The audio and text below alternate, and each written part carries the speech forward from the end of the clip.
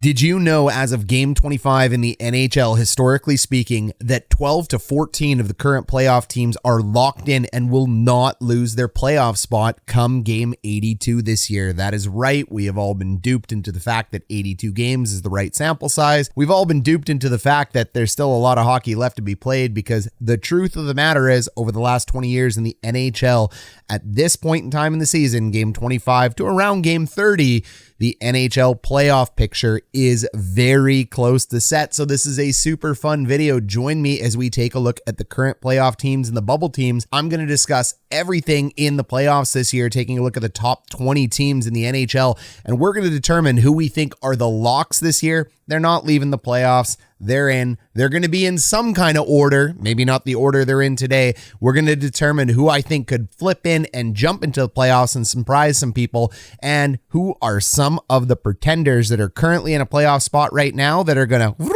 go below the line of the key people in their division and not make the playoffs. If you're a playoff junkie and a team junkie, this video is for you, so let's get after it. Step numero uno is we got to go ahead and get a baseline, don't we? So we take a look at the East on the left and the West on the right. We got the Bruins, the Leafs, the Bolts. We got the Devils, the Canes, and the Penguins. Those are the top three teams in their respective divisions. And right now in the wild card, we got the Islanders and the Rangers, with the Wings, the Caps, and the Panthers below the line. We all know the 2-point system is out there. Some people think it's flawed. We'll go ahead and talk about that in a second. Taking a look at the West, we got the Jets, the Stars, and the Avs, the Knights, the Kraken, and the Kings. And in the wild card spot, the Oilers and the Wild, with the Flames, the Canucks, the Preds, and the Blues, baby. So that is your playoff picture right now. And like I said, 2 of those teams are going to drop out, and 2 teams are going to go ahead and replace them on either side of the conferences. Now, full disclosure, when we do videos like this and we talk about it, it's just for fun. There's a lot of really great statistics. There's a lot of great things to talk about with the NHL, but I love talking about whether or not your team is going to make it into the playoffs. Okay, so that's the picture as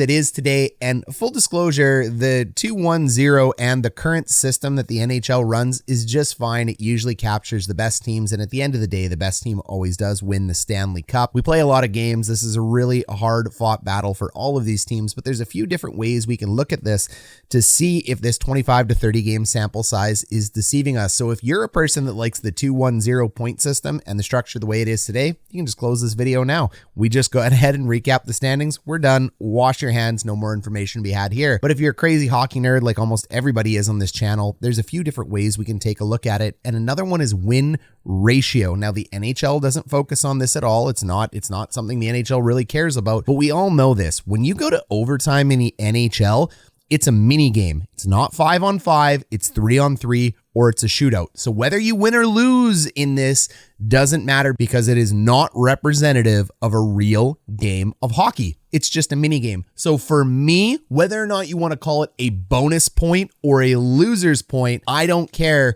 because whether you lose or win in overtime, to me, that is a tie. So when we take a look at the win ratio here of the East, we take a look at the fact that the Bruins are still on top. So when we count for the fact that every overtime game, win or lose, is a tie, we see we have the Bruins, the Devils, the Leafs, the Penguins, the Canes, the Bolts, the Wings, and the Islanders. And we see the Bruins and the Devils are absolutely dominant right now in this division. So the points are holding up as true. Then we take a look at the Rangers, the Capitals, and the Panthers, and all of the teams in the East right now are at 500 or above. The really interesting thing to note when we take a look at this data, that the top 3 teams are still the top 3 teams. The Canes and the Penguins do a little switcheroo there. The Bolts are still number 6. The Wings end up creeping into the playoff spot. So for you Wings fans, that's looking good. The Islanders hold their spot, and the Rangers go down below. So at the end of the day, the 2-1-0 point system is still pretty strong, and whether or not you think it's a loser point or a bonus point doesn't really matter. This really isn't changing our standings that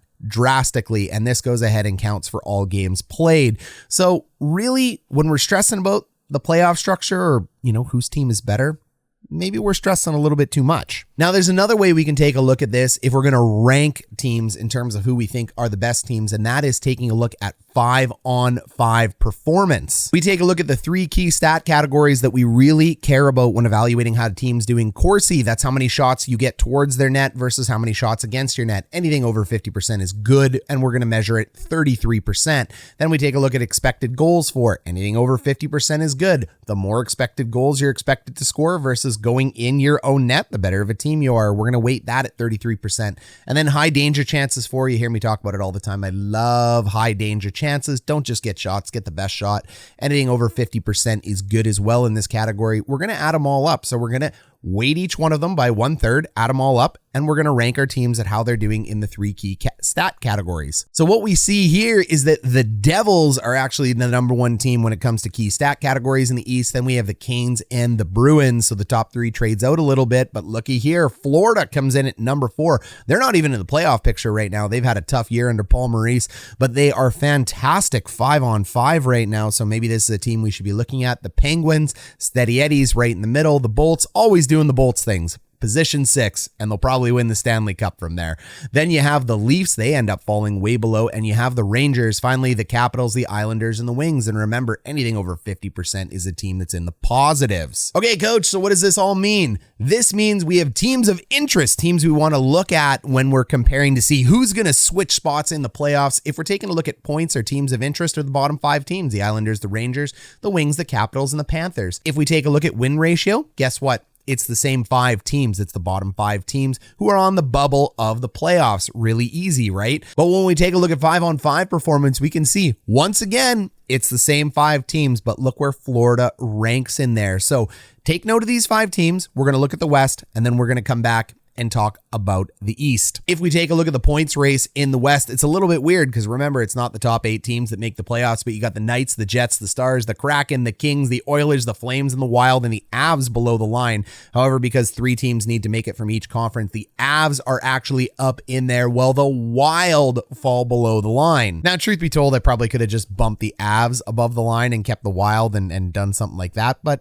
hey, it's the way she goes. It's the way I made the list. When we take a look at the win ratio, the Stars are number 1, the Knights are number 2, the Jets number 3, Kraken, Oilers, Kings, Flames, and Avs. And what you'll notice, every team is above 500, but they don't have a win ratio as high as the East. And what is surprising is everyone has the Knights as one of the best teams in the NHL, but their win ratio is actually below the Dallas Stars.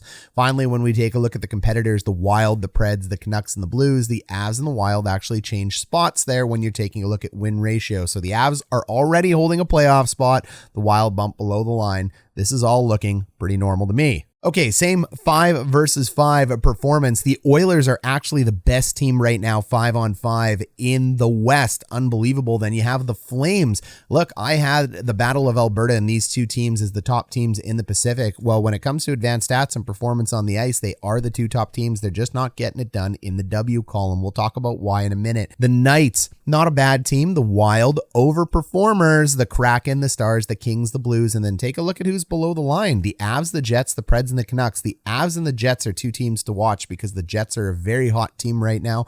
They're a dominant team. They're first place team. But when it comes to 5-on-5 play, they're not doing so hot. All right, so we pull up our teams of interest, and by points, I think there's only 3 teams of interest in the West right now. It's the Flames, the Wild, and the Avs. When we take a look at the win ratio, same 3 teams. But when we look at 5-on-5 performance, I have a whole bunch of teams boxed here because I think the West is a little bit more wild than the East right now. Go West, young man, find your fortune, look for gold. The Wild West is on fire right now. So we want to take a look at the Oilers and the Flames. What's going on here? These teams are really performing strongly 5-on-5. They're just not getting the points. The Wild are overperforming right now in terms of 5-on-5, but again, not getting the points. The Stars, that's interesting. They're very low, even though they're the highest team by win ratio. The Blues, a team that's in the basement, is actually performing admirably. And the Avs and the Jets there, what's going on? Well, before I tell you what's going on with the Avs in the Jets, I want you to go down below and hit thumbs up, hit subscribe, join our channel here. Smash down below for the join button if you want to support the channel monetarily through the coach's staff like these beauties right here. I thank all of you that are on this channel all day, every day, all the time, taking a look at the best content Coach Ryan D has. And don't forget, our channel is also sponsored by a few affiliate links down below. If you want to take a look at them, we have how to play hockey manuals, how to understand hockey manuals. We even have manuals for Chell. We are an active sponsor of Coach Jack Hahn, who's an NHL, AHL video coach that breaks down some of the best of your team. So if you want to know what your teams are doing, go check those affiliate links down below. Now, let's talk about our thoughts in the East before we get back to this crazy thing that's going on with the Avs and the Jets in the West. When we take a look at the East teams, here's my playoff locks. I've got the Devils, the Bruins, the Canes, the Penguins, the Bolts, and the Leafs. These guys are all making the playoffs. No problem. It's done. Playoff questions, teams that may flip in and flip out, are going to be Florida, both New York teams, the Wings, and the Capitals. Now, the Devils may be the best team in the NHL, and I put a question mark there because they're an absolutely unsustainable run, but I love watching it. I'm here for it, and I have big questions about their goalie. However, this team has two really great players in Nico Hischier and Jack Hughes. They have some of the best defensive pairings out there right now with Siegenthaler and Dougie Hamilton, and their 3-4 is no slouch. Can their goalie hold up? Can this team do it? From what I've seen from this team, they're dominant. I love them. The Bruins, definitely the most complete team in the NHL, in my opinion, from goalie all the way out to centerman. They're deep everywhere you look. They have all-stars everywhere you look. The Canes are being overlooked as a top team right now. Don't forget about these guys. They are going to make some big noise in the playoffs. Well, unless they run into some really dominant teams, because the East is pretty dominant. It's pretty phenomenal. Then we take a look at the Penguins. They have another run in them. They're the kings of the East. And I don't mean the kings in terms of they're wearing a crown. I mean, they're like the LA Kings in the West. The LA Kings in the West and the Pittsburgh Penguins in the East. Veteran teams, old, reliable. They can get it done. Either team can win the Stanley Cup, but they're both mid-pack. The Bolts are the Bolts, and they're the best until they aren't. Hard stop. If the Bolts win the cup this year, return back to the cup from 6th place, no one will be surprised. They haven't fallen off of anything. And then when we take a look at the Leafs, it's their year. Just kidding. But they are better than you think. Matt Murray is a fantastic goalie right now for the Leafs this year if he can stay healthy. There's asterisks everywhere on this team. Mitch Marner is absolutely breaking records and breaking hearts right now for Toronto. Austin Matthews, bit of a scoring slump, but it'll come back. And the Leafs are climbing up the standings because they're starting to figure out their power play and they're starting to figure out their 5-on-5 play. They started off really rough, but they have been growing.